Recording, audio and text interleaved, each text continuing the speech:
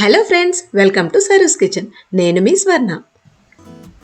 ఈ వీడియోలో మీరు చూడబోతున్న రెసిపీ గోబీ మటర్ మసాలా కర్రీ. ఈ gravy curry rice, chapati, non, paratha ఇలా దేంతో తీసుకున్నా చాలా టేస్టీగా ఉంటుంది.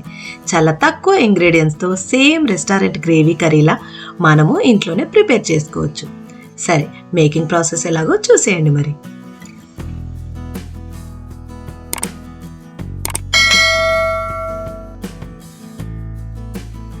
గోబీని మీడియం సైజ్ పీసెస్లా కట్ చేసుకొని వాటర్లో కాస్త సాల్ట్ వేసి ఒక 10 మినిట్స్ బాయిల్ చేసుకోవాలి. మనం గోబీ కట్ చేసేటప్పుడు ఎంత క్లీన్ చేసినా అప్పుడప్పుడు పురుగులు ఉంటూ ఉంటాయి. ఈ ప్రాసెస్ చేసుకోవడం వల్ల గోబీ కూడా చక్కగా ఉడుకుతుంది, అదేవిధంగా క్లీన్ కూడా అవుతుంది. ఇప్పుడు మనకి ఇది కర్రీకి రెడీగా ఉంది. వీటిని మనం నెక్స్ట్ ప్రాసెస్లో కర్రీలో వాడుకోవచ్చు. మసాలా గ్రేవీ కోసం ముందుగా ఒక మిక్సీ జార్ తీసుకొని అందులో 2 టమాటోస్ వేసుకోవాలి.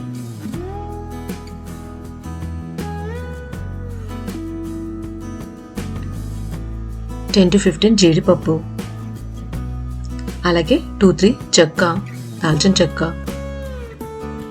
కట్ చేసి వేసుకుంటే బెటరు. తర్వాత 8 to 9 లవంగాలు, 1 టేబుల్ స్పూన్ గసగసాలు. ఇవి ఆప్షనల్, అవైలబుల్గా ఉంటే వేసుకోవచ్చు, లేకపోతే లేదు. 1 టేబుల్ స్పూన్ అల్లం వెల్లుల్లి పేస్ట్ వేసి ఒకసారి గ్రైండ్ చేసుకోవాలి.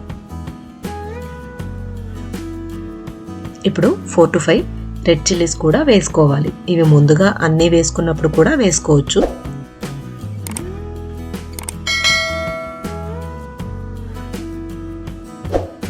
అలాగే 1/2 టేబుల్ స్పూన్ సాల్ట్ కూడా యాడ్ చేసుకోవాలి. ఇవన్నిటిని మెత్తగా గ్రైండ్ చేసుకోవాలి.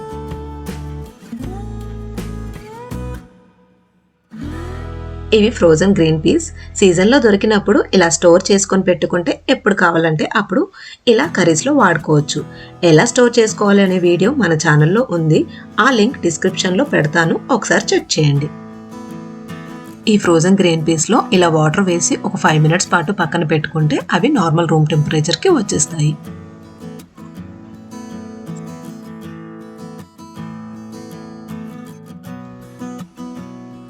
స్టవ్ పైన కడాయి పెట్టుకొని అందులో 4 టేబుల్ స్పూన్ ఆయిల్ వేసుకొని ఆయిల్ హీట్ అయ్యాక అందులో 1/2 టేబుల్ స్పూన్ షా జీరా వేసుకోవాలి.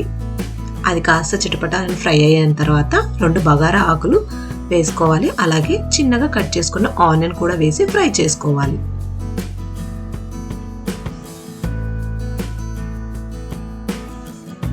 ఆనియన్ కాస్త ఫ్రై అయిన తర్వాత కరివేపాకు కూడా వేసి ఫ్రై చేసుకోవాలి. అలాగే 1/2 టేబుల్ స్పూన్ పసుపు కూడా వేసుకొని కలుపుకోవాలి. ఇందాక గ్రైండ్ చేసుకున్న గ్రేవీ పేస్ట్ని కూడా వేసి కలుపుకోవాలి.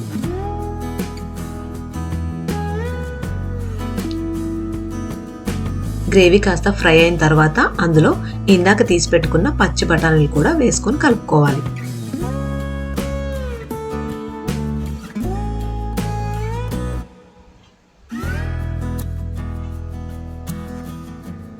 బఠానీలు కాస్త మసాలా గ్రేవీలో ఫ్రై అయ్యాక ఇందాక క్లీన్ చేసి బాయిల్ చేసి పెట్టుకున్న గోబీని కూడా వేసి కలుపుకోవాలి.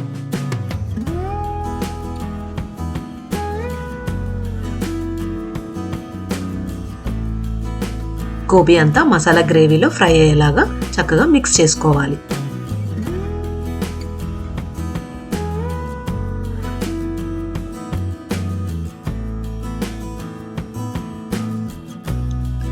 గోబీ అంతా మసాలా గ్రేవీలో ఫ్రై అయిన తర్వాత గ్రేవీ కన్సిస్టెన్సీకి సరిపోయే వాటర్ వేసుకోవాలి. ఒకసారి సాల్ట్ చెక్ చేసుకొని అవసరం అనుకుంటే వేసుకోవాలి.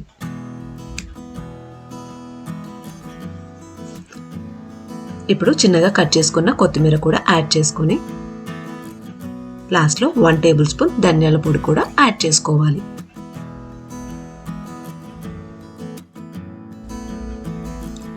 కర్రీ కన్సిస్టెన్సీ మనకి ఎలా కావాలో ఒకసారి చెక్ చేసుకొని స్టవ్ ఆఫ్ చేసుకోవాలి.